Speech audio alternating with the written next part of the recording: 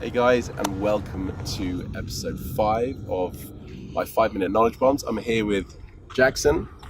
He's competing in the, 3 days time? Yeah, 3 days. 3 days time in the WBFF LA Pro AM, which is why we're here at the top of Runyon Canyon. One of the best kind of like viewing spots in LA. As you can see by the surroundings, it's beautiful here. You've got views of Beverly Hills, you've got views of the Hollywood sign, you've got views of downtown, you've got views of everything in LA. Plus a few beautiful houses in the Hollywood Hills. But guys, we're going to use this excuse being up here with Jackson. Jackson from Gold Coast, Australia. Yeah, close to the Gold Coast in Australia. Strength conditioning coach for...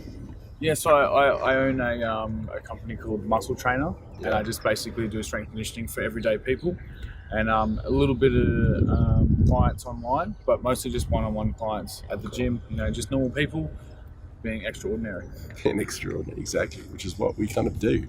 And this leads us on to kind of our topic for today, which is like, we're going to talk about mindset, peak week. Jackson's going to come from the perspective of an athlete. I'm going to come from the perspective of a coach motivating an athlete through peak week. So we're going to kind of talk about things like mindset and why people sometimes break when it comes to their peak week and literally the final few days. So Jackson, kind of in the last, like you're on your peak week now. Yeah. How are you feeling? It's up and down. It's emotionally really, really hard. Mentally, you know, when you're about a week out, you think you've worked so hard and you're never going to feel like you're ready. And then you're water loading and you're changing things with food and you want to give up. You do want to give up, and it's the easy card and the easy road to take. What advice do you give your clients, your athletes, when you obviously get messages all week saying, "Hey, I don't look as good as I did a week ago. What's going on?"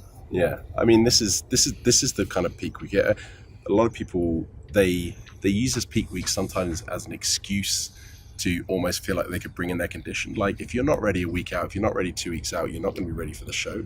Like peak week isn't a magical kind of week that's going to suddenly transform your physique if you're not ready. And we're talking about body fat perspective here. We're talking about if you're conditioned a week out, if you're conditioned 2 weeks out and you're almost kind of stage ready, you can cruise through peak week. Yes, there's a mindset aspect of it. If you've been dieting, like Jackson knows, man, I know, you've been dieting for more than 12, 16, 20 weeks, whatever you've been dieting down into a show, it gets harder week by week. And when you get into the last week, it's grueling. Like you could be in the best place in the world. You could be here in Los Angeles, but still you can't do the things you want. You can't enjoy it as much as you want. You're almost waiting for that show day to have everything that you prepared for that 16, 12, whatever, how many weeks you've been prepping for, to be over and done with so you can kind of enjoy it. And this is where people almost, like the whole kind of mindset of peak prep or being in peak week, this is where people sometimes break. They listen to that little nagging voice in their head saying, "Oh, I can get away with a few cheats now, I can get away with it."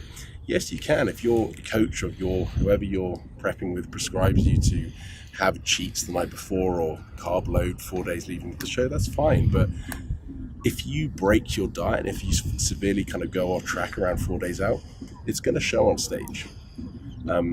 Have you felt that like in the past? Oh, definitely. I've done it before.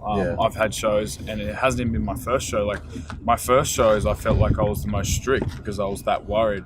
And then second show, I allowed myself to carb up a little bit more. And then third show, I was coaching a team of people for the Australian WBFF, and I was coaching myself, and there was so much stress on myself looking after my other clients that when it came to me, I found myself having not exactly what was planned. That's why this show, I've got my own coach, and I can say to him, "Hey, where do I go from here? What do I do?" So just an example, we started covering up early because I have gut health issues. And I think that's another topic I'd love to hear on your next, one of your next, knowledge bombs is something about gut health, because it's something that doesn't get covered much and it's very, very big. But basically we started putting carbs in earlier in the week, and you can see yourself spill, like even from this morning to this afternoon, I've already spilled a little bit. What's great is I can go back from that. Yeah, you've always got to backtrack. Like this goes exactly onto a lot what I like to do as a coach. We're not talking about bikini girls really. We're talking about guys' fitness. We're talking about guys' muscle model. We're talking about female fitness and physique, like the more muscular bikini girls diet into the show. That's pretty much it. For the WBFF, you don't have to be super lean. It's not about being ripped and abs popping everywhere. So things like carb loading, depletion, all this kind of stuff, that's really happen with bikini girls. Jackson's category, male fitness, muscle model, you've got to be diced. Like, you've got to be very, very lean. Conditioning is one of the main things that they look for into the physique aspect of WBFF, as well as, you know, good looks, all that kind of jazz. But when you're talking about the 40%, which is physique based, a lot of that is down